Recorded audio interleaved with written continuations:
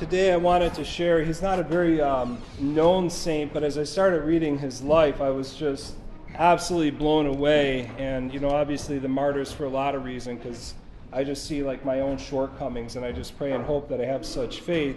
And this particular saint is not, again, he's not very well known, but I'd like to share him with you. And he's our righteous Father Maxime or Maximus of Gorlice. And he's a proto-martyr of the Lemko people. And he was a Carpatho-Russian hieromartyr who was born in the year 1888, living his Orthodox faith, and was eventually ordained as a priest, trying to serve his people while under the rule of Unia.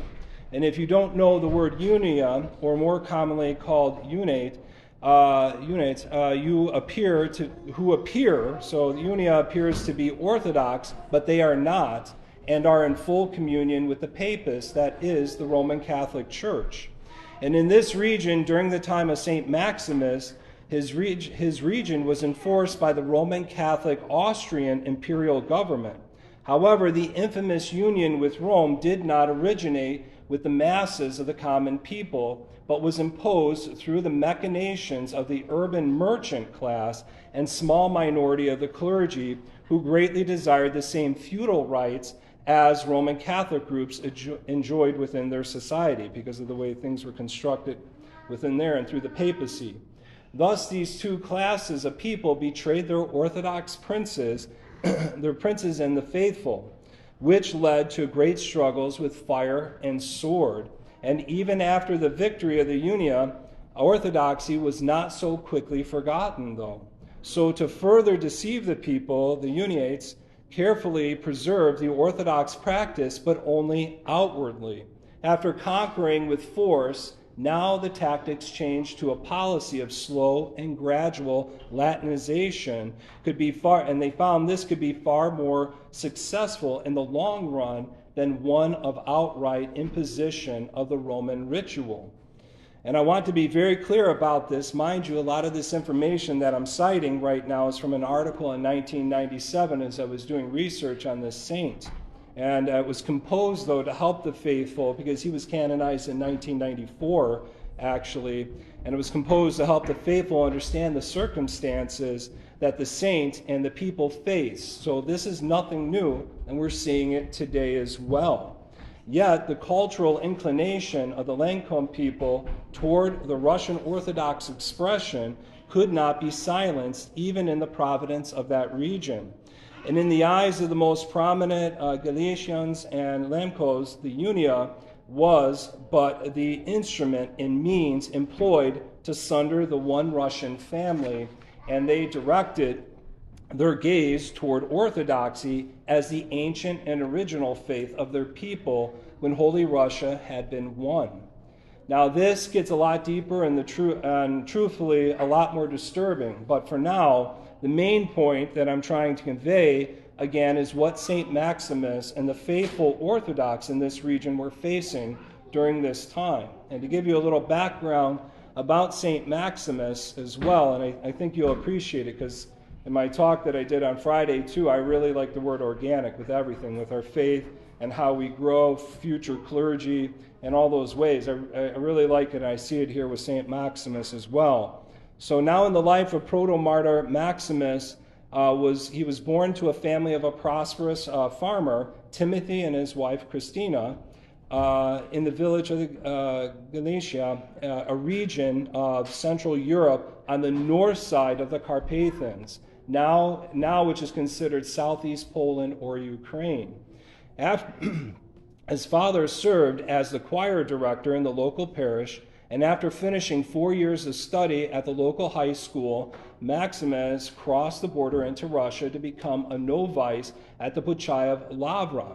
Subsequently, he attended the Orthodox Seminary, a city near, it's called Zomar, so forgive me for any pronunciation, I'm not a linguist, but it's a city which is located in central Ukraine.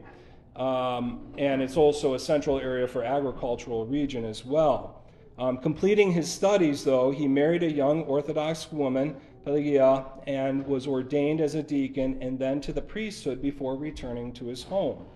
And it was not very long before the Austrian militia discovered his Orthodox pastoral and missionary service as he was denounced by a Ukrainian teacher by the name of Leos in the year 1912.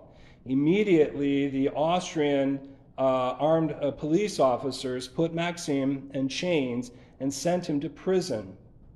There he was held for 2 years without trial or inquest while being abused horribly and living in equally bad conditions. Then, as World War I was to begin, he was released for a lack of evidence. And Father Maximus, going back and serving his home village, I believe it's called Harab, was proved to be short, as the first shots of the war signaled a wave of new repressions of the Orthodox Carpatho-Russians.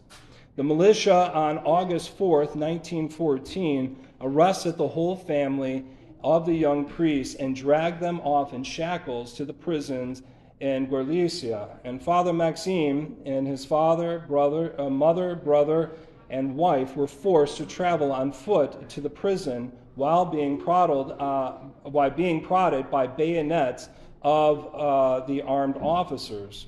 In prison, they were placed in separate cells and denied the opportunity to see each other. Then on Sunday, August the 6th, while at prayer at the dawn of the new day, Father Maximus could hear the noise of a crowd beyond the wall of their prison.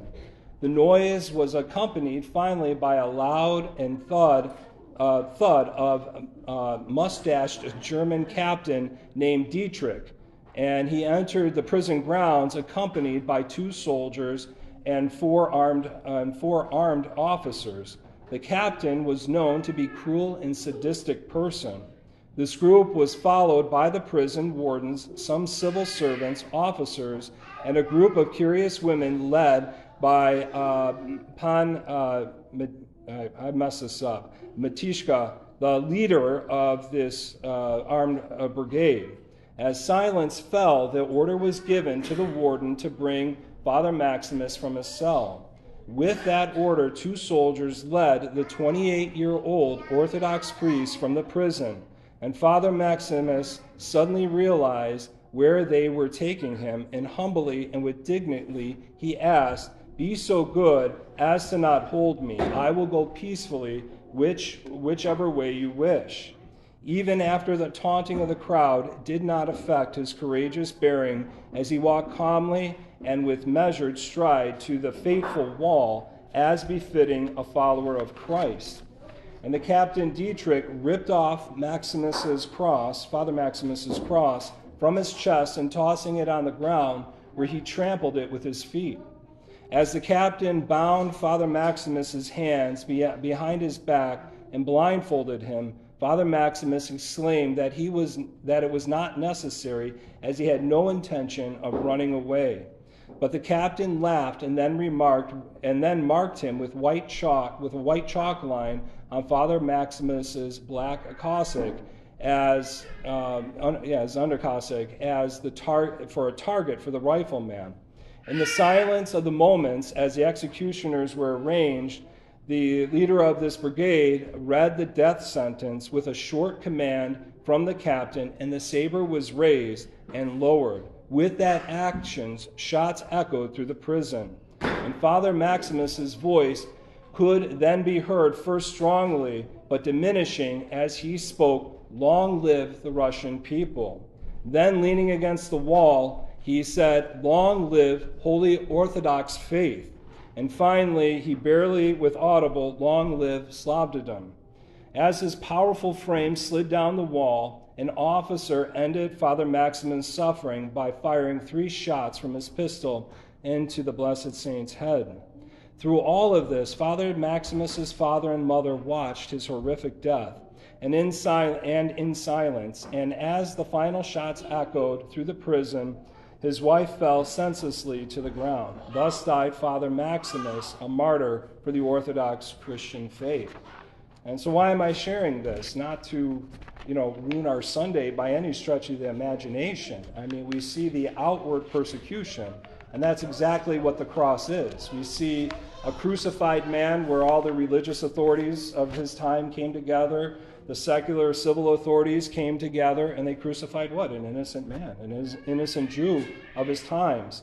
And we see, oftentimes in some movies, and we just know from reading the Gospels, it was a horrible suffering. And when you look upon the cross and you see someone suffering like that, you can't help to be crushed and humble. But what we have to do as Orthodox Christians, and as we see in St. Maximus's life, we have to see through that death. We have to see beyond that, because this is just the shadow. Just as a tree casts a shadow, we're in the shadow right now. We are not in the real reality yet. The real reality is what? To be found in the tree. And so you heard in the gospel today, they suppose at times, and this is even before his resurrection actually, but they suppose him to be a ghost when he was walking on the water. But even after his resurrection, there's times where they said he was like a phantom passing through the wall. And they didn't understand this. But what you have to understand is that the resurrected and glorified body of Jesus Christ is the real reality. And to prove that, when people doubt it, what did he do after that? He ate fish and honeycomb. He sat and ate with them in his resurrected and glorified body, even though his side is open, even though you could see the print of the nails in his hands and his feet at that time. And so that is our job, is we have to see through our own suffering, our own sadness, and we have to transcend our own sadness, not the world. We have to be immersed in that, our own personal cross, our own personal struggling. But then we begin to transcend that and see past our own sadness, our own sorrows, the things that the world lays on us, so that we can begin to pray for others. And when we begin to pray for others and we guide others towards the heavenly kingdom, then we begin to find our true calling.